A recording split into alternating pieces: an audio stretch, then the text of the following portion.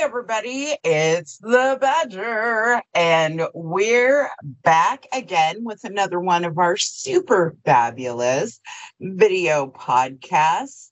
With me today is Mr. Johnny Fry. Good morning, Badger.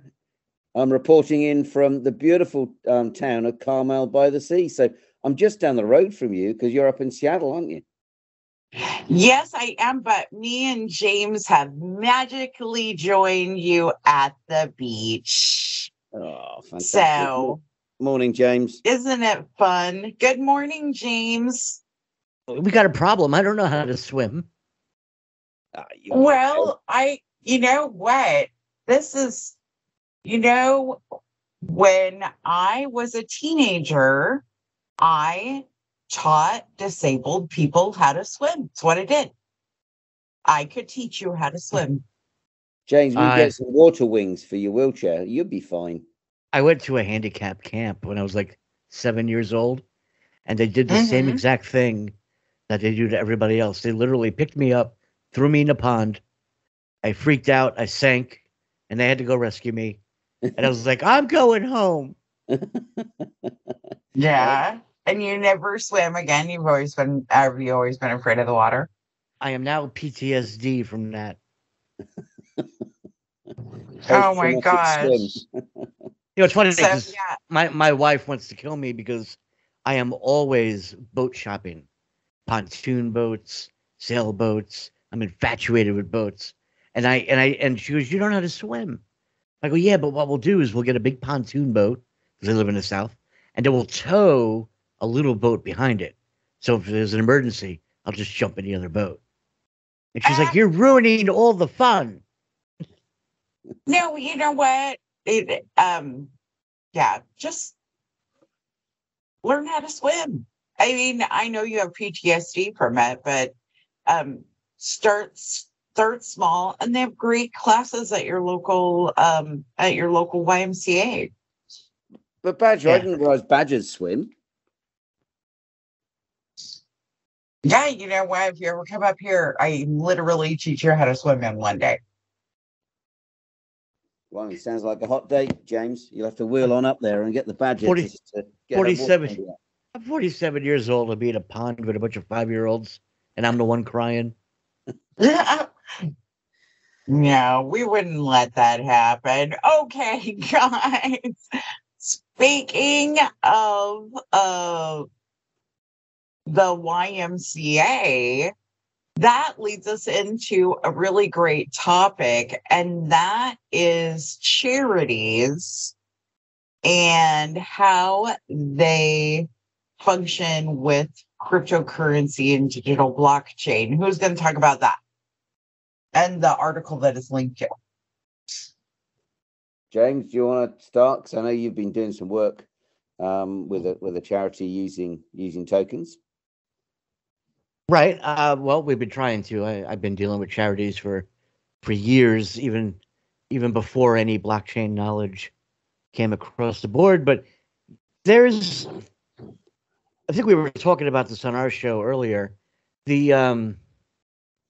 I believe tokens and cryptocurrency itself are any sort of digital asset, because not just philanthropy, but you could be altruistic, and give away the title to a car. But in regular financial charity, tokens would probably be the easiest, most universally accepted global way of accepting money. But we have currently, there's a bad taste in everyone's mouth with crypto, right? We know this. And there's a bad taste in a lot of people's mouths with charity. I've had some very bad experiences with some very big, we all know, charitable organizations. And, they make the news. CEOs make an X, and they're hiding X amount, and it goes with the game. So when you start involving two controversial aspects and you want to create one, I think it has to be done very, very carefully. You have to be very cognizant of how you're going to use to what problems are you going to solve? And I don't necessarily believe personally that it would be a current regular charity. So we have we talked about the Giving Block, which was established to help make crypto donations simpler for people, and they were kind of vetting a few hundred charities that they could transfer the money over to. They wound up making Johnny, was it $100 million that they raised? Yep. Now, I would say, in my personal opinion, that created a confidence for the people. Even if you could be the greatest crypto guy in the world, right? You could be a woman that knows everything inside and out. But every time the word charity comes about, you're like, hey, this is my money. So we did a thing. We did a donor profile of what type of person is using crypto to donate in a philanthropic manner. And I think what we saw was that the typical nonprofit contributor is like 64 years old, but the average cryptocurrency user is 38 years old. So now you're also so that's a big age difference just in charity alone. And I believe this is might be a US statistic. But the Giving Block saw that Giving Block organization that was created, which is converting crypto over, for charity, they saw 76% of their donations were from millennials. So they're crypto showing is a bringing disparity then. I'm saying crypto can bring the generation that hasn't normally been donating into philanthropy. Well, it's interesting, James, because also we were talking to a lady called Antonia Ruppel, and she's the Web3 operations lead at Save the Children charity. And the first thing I'd just like to sort of therefore point out, interesting that a charity like Save the Children, they actually have someone that is, engaged with Web3. So it shows you that another sort of use of or new technology that's increasingly coming into our lives. There you go, Web3, the metaverse. It's the charity sector are very much engaged there. But she said that they've been accepting Bitcoin since 2013. And they reckon that just in the last couple of years, Save the Children's raised more than 7.5 million just in crypto donations. So again, underlining, emphasizing, illustrating, if you like, that a charity is able to generate much needed funds using crypto. And at the moment, they're working, obviously, with the terrible atrocities that happened in Turkey and Syria, and trying to sort of get money very quickly out there. And they're doing that, even including an NFT sale. So some of these charities are being really quite innovative because, as you say, they're tapping into a new, younger generation. So I remember growing up, and we had what was called PBS, Public Broadcast System. Yeah. Not dissimilar to Johnny's BBC. BBC. And we had PBS, and they were nonprofit to this day. I'm sure they're nonprofit, but they always ran these little nonprofit. They always ran these little marathons where you donate $10 and you would get a bag with a comic book and a baseball card and maybe a logo of the TV station. So and you're like, that's not, nobody really wants that. You want to donate money. So going into Web3 world, which we should remind people, we had the original Web 1. When you went, you ding, and you go onto a website. Then you had Web 2, where we became interactive, right? Web 2, MySpace kind of blurred that line. And when we got Facebook and Twitter and a few others, we were able to have conversations in real time on the web, as opposed to what we call chat rooms and all that. And information could update. Now in Web 3, which is where we're going, and we're talking about charity, Web 3 is where you own your data. you own everything that you own is in your control, which for the most part, we like to talk about money, but it includes real estate, cars, tangible digital assets that are tangible assets. It's another line blurred. So charities could the idea that they could create an NFT. Now that's kind of like it reminded me of PBS. Now you could buy the NFT for the rewardsforearth.com and you go, okay, I want the NFT. It's almost as if you're buying them anyway. You might as well send the money off Well, to yeah. do good. That's yes. And I guess my point is that we're times change, but they really don't. No, people want things that are going to remind them. We want a memento, So if I donate to Save the Children, or I give money to help in the Ukraine or wherever, then I want an NFT flag to be able to hang in my digital window, right? So that people know I've done that. But Badger, it's interesting. One of the other findings when looking into this subject, we found that as much as 33% of people are distrustful of where is their money being spent, and if they have greater comfort that they understand where the money is being spent, what's it being spent on, then they're likely to give more money. And I think that's one of the key areas that blockchain technology can really help, because it can shed a light. It can give greater transparency as to where the money is being used, who it's being used by. And in some cases, there's no reason why you can't start using smart contracts so that the money is automatically used according to where the donations are meant to be used, because that helps cut down the costs and the confusion and the distrust, and therefore hopefully encourage people to give a little bit more money. I suppose the smart contract could automatically spit out your tax receipt as an NFT, and you're done. Oh, and the whole thing is really simple because it's just a couple of clicks. It's not a matter of logging on, putting in your credit card details, or phoning your bank, or sending a check. Actually using cash is increasingly becoming very, very people just don't do it. As you know, you guys, I've been doing a bit of traveling the last few weeks, and it's the first time that I've gone overseas and not taken any foreign cash. So, I was in Australia, I'm now in the US, not had actually any cash. Everything is just being done on a debit or credit card.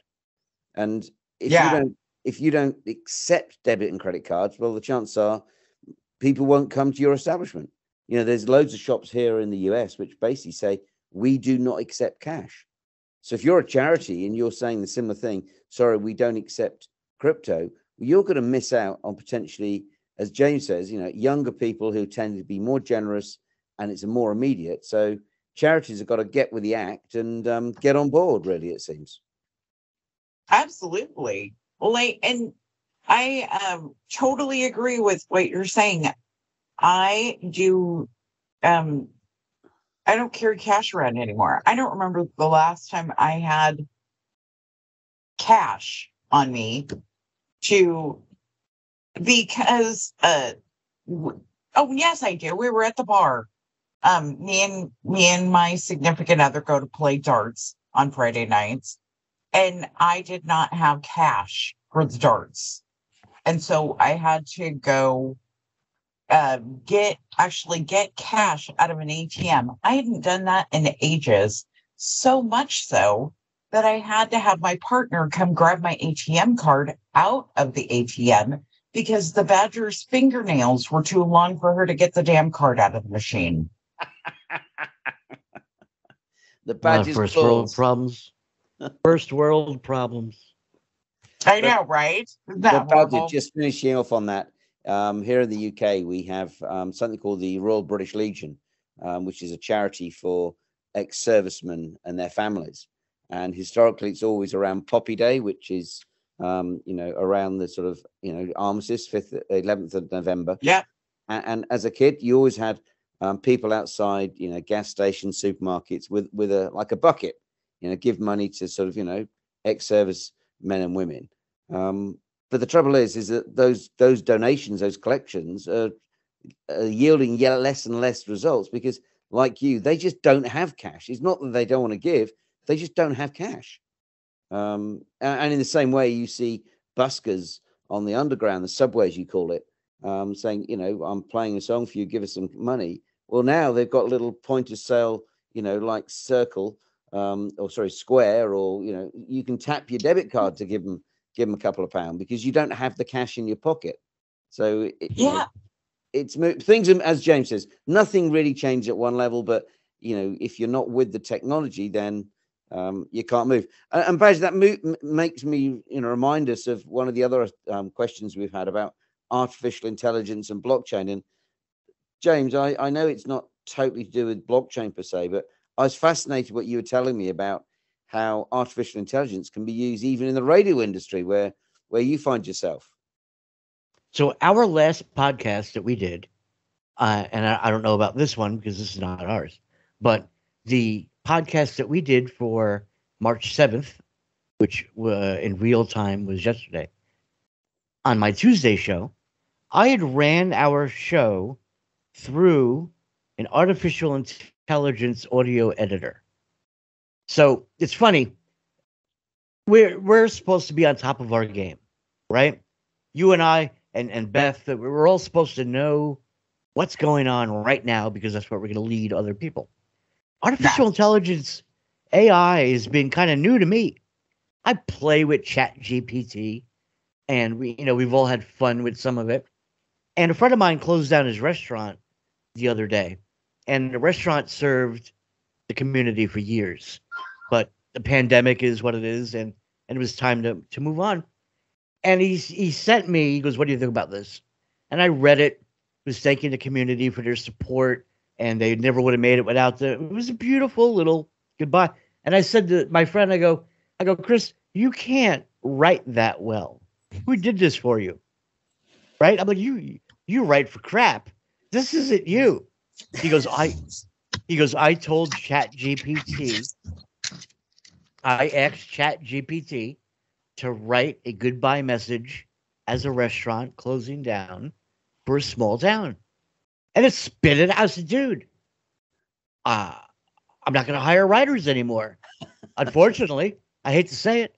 So then he was the one that showed me artificial intelligence for audio editing. Johnny and I are very guilty of and I'm using a brand new microphone as of this show. And I don't know if you're hearing my P's pop, right? Or if I swallow. I don't know if you hear that. So I ran it through our last show, and it told me we removed like 100 filler words, which is uhs and ums, and what are you right? talking about? Watch, we're breaking her show right now. So you know what? What's funny about this is when the chat goes through this, I wonder if I can grab a certain amount of the audio and not allow it to filter that, because it's going to where you just said and ah and and now I just said it. The chat AI, the AI is going to grab it, and I was going to use it on it just to say that I used it. Well, I would say this. You and I have been editing audio since the days of your and single track carts, right? Over 30. I've been editing audio and been a sound engineer for over 30 years. I can pull up an audio wave, and spot. Oh, I just did it with the P. I heard it. I could spot. I must need coffee. I could see when somebody says the UMM word in the wave, because it looks exactly the same as a wave, like an oscilloscope, every single time. To the point where I can almost just I can highlight them and remove them. And I'm sure that that's what this AI is doing. So maybe, UMM is how we're going to discuss that. But this is it has nothing to do with blockchain, but this is artificial intelligence writing documents and letters, heartfelt messages for restaurants. This is artificial intelligence improving a radio show with live banter. What else is artificial intelligence going to do in terms of making our jobs easier? And in blockchain, can maybe AI one day let us know what's going to be a scam? Or maybe is that charity going astray? Or James, well, okay, so the two things that struck me, and I've been thinking about this since you told me this yesterday. One is that normally it takes you an hour and a half to edit down a podcast, and just for your listeners, James, Beth, and I, we spend quite a lot of time doing podcasts and creating these sorts of things for different audiences. And indeed, last year, we were voted in. We contributed. We're in the top 8% of all contributions in the news category according to Spotify. So, this isn't something we do part time. This is a fairly regular thing. And in particular, Beth and James, you've been doing this, for years. And using this AI tool, you've cut the amount of time it takes to clean up a show by 66%. So it's making it much, much more efficient. But going back to what you were then just saying there, James, if you wanted to spot a real show as opposed to a computer-generated show, because I suspect this is where it's going next, if there's no ahs, things like that, could that help identify, are we really talking to a person or are we talking to some sort of bot? Like I said to my friend, I go, your article was way too nice and well written. How did you do this? Right? I called him out immediately. It's not authentic. Like, I used ChatGPT. But, he burned maybe 5 minutes of his day. So, yeah, there's a balance there, right? That in the future, we're going to say, please create a podcast where Beth and Johnny argue with James about digital IDs. And have a sprinkling of ums. Drop a in there every so often, Yeah. I mean, because it doesn't, and I say I mean all the time. And I just said, so it's so important that when we're talking about this, we talk about the fact that eventually all media may be just AI. Well, according to to a company called Statistica, they reckon AI globally is going to increase 54%. In the next few years, as a growth in the market, but what's interesting, they also claim the US is accounting for 43% of the current size of the AI market, which is just under $120 billion.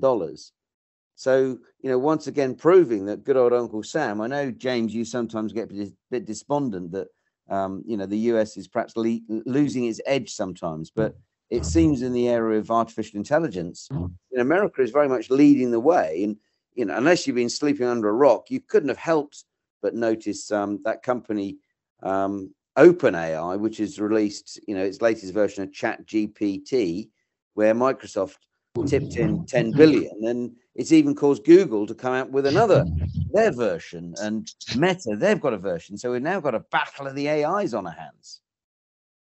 So that's going to be interesting because you're going to have multiple. Yeah, what are the results going to be? So let's say I drive up to a McDonald's and I scan the QR code, and that McDonald's goes, "You're James Tiley. Would you like a Big Mac, or would you like a quarter pounder with cheese?" And I'll say yes. And it's going to say, "James Tiley, we know, does not want mustard, does not want tomato." Like, maybe something so simple. And then I pay with crypto on that same QR code. Am I just improving traffic in a drive-through? Well, there are some McDonald's now that are peopleless, right? Like that's a brand new thing. Like there are McDonald's now out there that have no humans in them. They're Blimey. 100% automated. But the McDonald's would be talking to me like a virtual influencer, right? Like somebody on TikTok. Hey, welcome to McDonald's. You're James Tiley. We know that you don't like tomatoes. And then you're just like, okay, we've deducted 0.001 BTC. Please drive forward. Yeah. But it is. It'll get smarter. But that's exactly. It'll get smart. It'll make. And the reason you'll go to McDonald's and not to Wendy's or Burger King or wherever is because they get the order as you want it.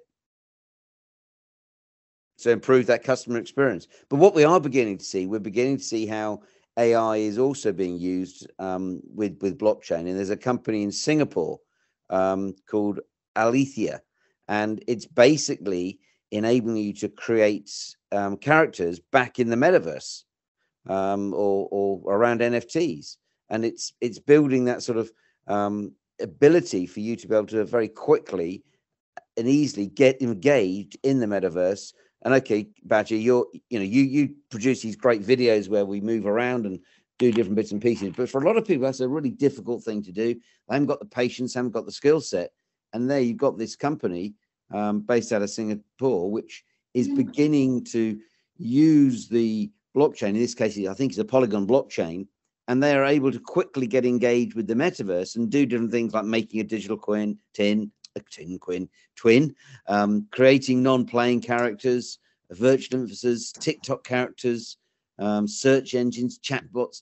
These things were specialist skills, even a few months ago. Now they're becoming almost, it's almost like pick and mix, and you can use the technology in combination of two different technologies, blockchain and AI, to make the whole experience much faster and easier and more democratic because more people can get involved in the metaverse. Absolutely. Like I can be when we were picking because I have another podcast that I do, the West Loves East radio podcast. And it took the girls a stunningly long time to pick their characters. I was like, my nickname is Badger, so becoming an animated Badger was easy for me. But I agree, because now, when I first started doing video animation 2 years ago, we really had to create puppets by scratch, or we had other creators that had created puppets, and we could go take those and change them into whatever we wanted.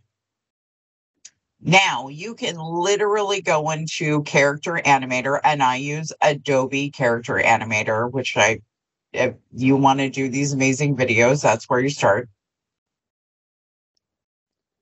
If you want to make a character now, you literally go into a tab on Character Animator, and this amazing animated little coffee cup that is on the table right now with us, you can make it, and you can make it to whether it could be a coffee cup, it could be a cupcake, it could be a taco, it could be an avocado.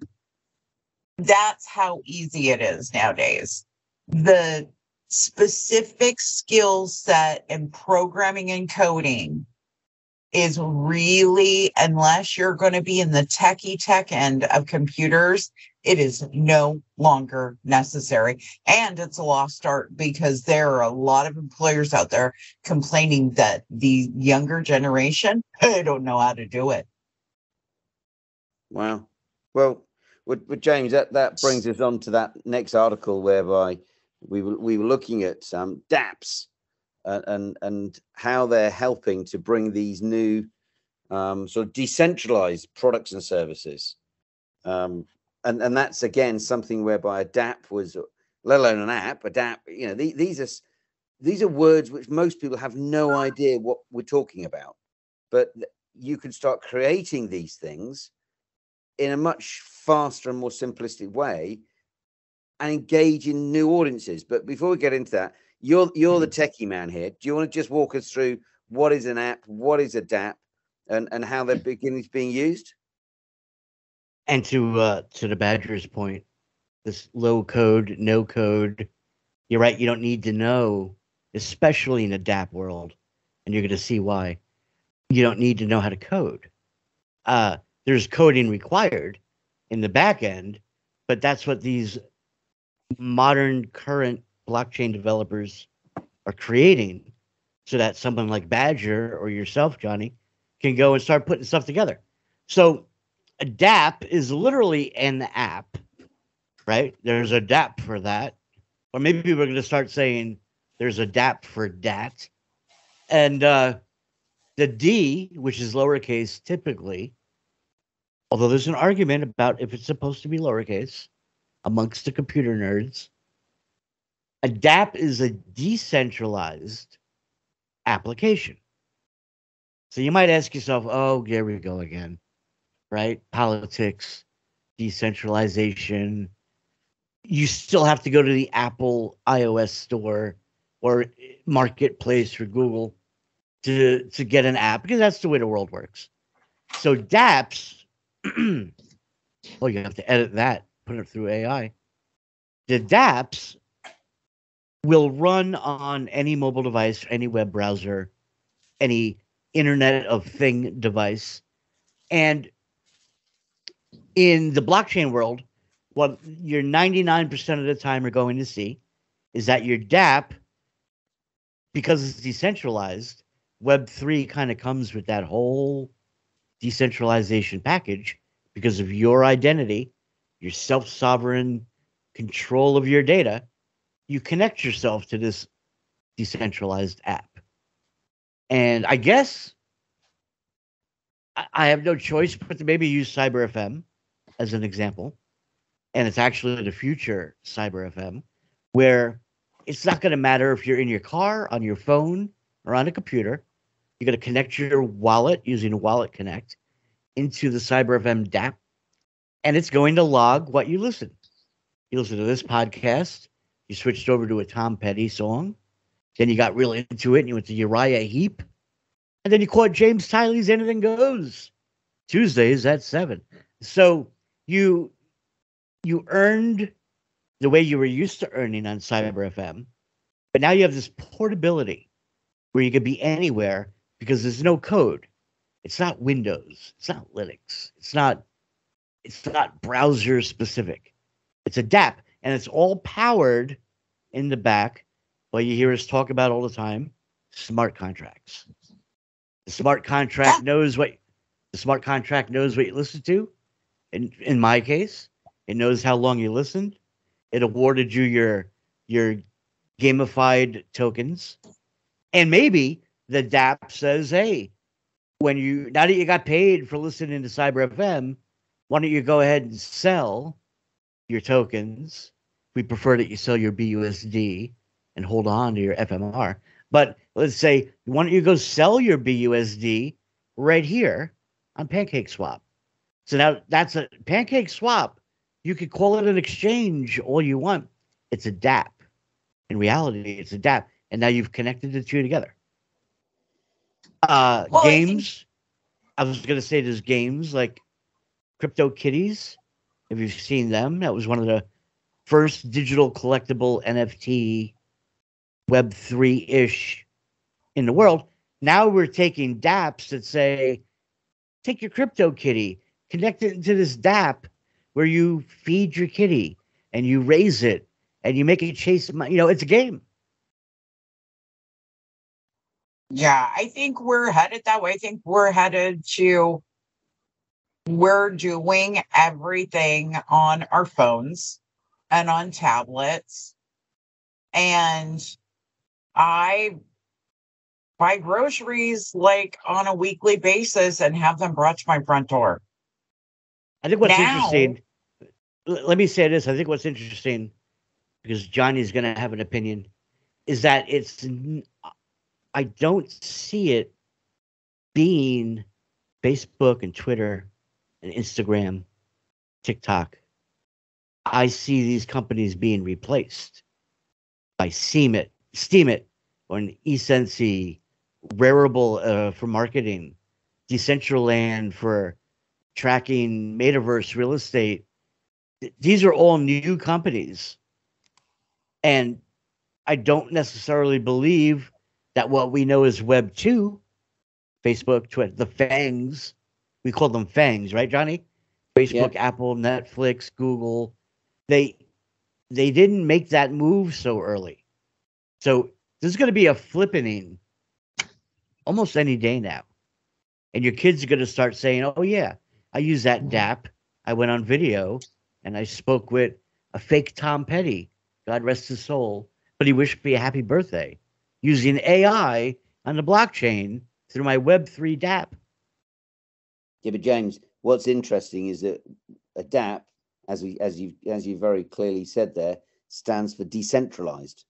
So if you're now a business, let's say you're an old established business, you know, some of the most successful businesses just up the road here in Silicon Valley made billions for shareholders and the like.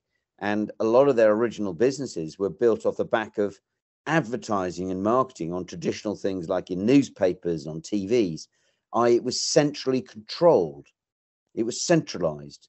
But now these businesses that you're seeing that you've mentioned, you know, like Steemit and Rarible and VeChain, Decentraland, all of these are decentralized, and it's more about building a community, building and creating something that people want to use, engage, talk about, and virally market. And they're decentralized. They're not centrally controlled, whereby you put an advert on, you know, in the UK on the commercial radio stations or TV stations, and that's forcing businesses to change and adapt and create products and services, not because they're a good product or service, but it's a product or service that people really need or want or enjoy using. And the enjoyment very often is coming down to how simple is it? Is it something I can use seamlessly between my, you know, in my day-to-day life? And most of our day-to-day lives are increasingly revolving around phones. And we were talking about this on the Digital Byte Show a couple of weeks ago, remember? And there's a whole airline that actually has been created in Australia, and it's only possible to use that airline and book tickets on your mobile phone. You can't do it on your laptop, because they're saying, well, that's what people use. That's how they want to engage with us. So we're going to build a business around just booking tickets on a mobile phone and no other way. So DApps at the moment, they sound a bit techie, but they're coming down the track very, very quickly, and you're going to see more and more people using these decentralized applications, these DApps, and they're going to change the way in which commerce is done. And I think you're right. You're going to see the big quoted companies that we know of now being replaced by, at the moment, these much smaller, nimbler outfits that are much more in tune with today's society. And don't forget that with decentralization, we all are Zuckerberg, right? As a community, we decide what the rules are, and we vote on how to, hey, no more Facebook jail. Now you just get outed from the whole town. Yep. But Badger, that leads me to something else which caught my eye, and I sent it over to you, and that was the size, the huge amount of dividends that are paid. So as you well know, you know, if a company is successful, it makes a profit, and then usually as a way to encourage other people to buy shares in it or to reward their existing shareholders, they pay you a dividend, they pay you an income.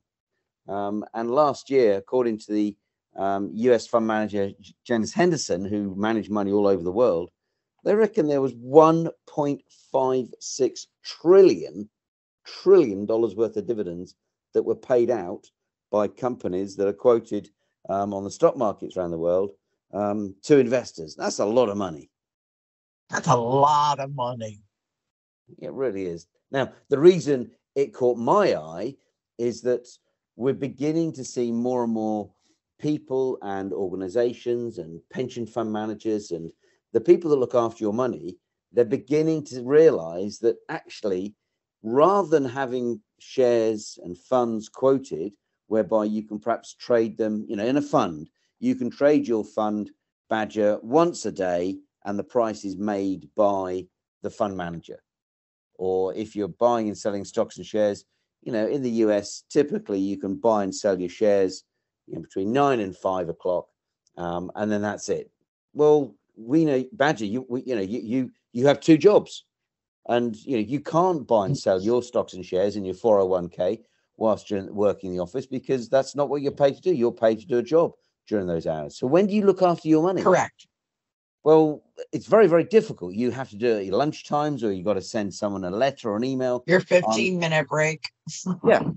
Whereas if the stocks and shares or the funds were digital and you could trade them 24 hours a day, 7 days a week, that doesn't mean you become a day trader. It just means, and it goes back to what we were just talking about, you can actually manage your money in a more efficient way that's more convenient for you. So as we start to see funds and companies going digital, my contention is that they'll turn their back on paying dividends through the banks and actually delaying how long it takes to give you the money. At the moment, dividends are typically paid every 6 months. Why?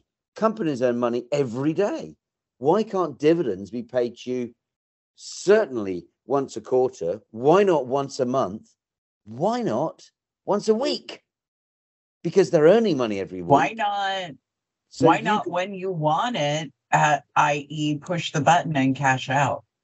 And say, how much dividends am I now due? And you get the money when you need it.